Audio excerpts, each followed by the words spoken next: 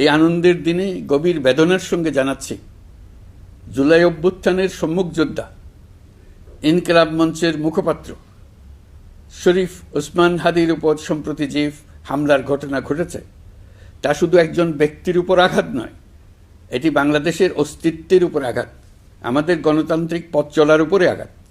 শরীফ ওসমান হাদি বর্তমানে সংকটাপন্ন অবস্থায় চিকিৎসাধীন। তার চিকিৎসা ও নিরাপত্তা নিশ্চিত করতে সরকার প্রয়োজনীয় সব ব্যবস্থা গ্রহণ করেছে। ইতোমধ্যে উন্নত চিকিৎসার জন্য তাকে সিঙ্গাপুরে পাঠানো হয়েছে। আপনারা তার জন্য মহান আল্লাহ তাআলার কাছে অন্তরের অন্তঃস্থল থেকে দোয়া করুন। সরকার এই ঘটনাকে অত্যন্ত গুরুত্বের সঙ্গে দেখছে। ঘটনার সঙ্গে জড়িতদের প্রাথমিকভাবে চিহ্নিত করা গেছে। আমি দেশবাসীকে আশ্বস্ত করতে চাই, যারা এই ষড়যন্ত্রে জড়িত তারা যেখানেই থাকুক না কেন, তাদের কাউকে ছাড় দেওয়া হবে না।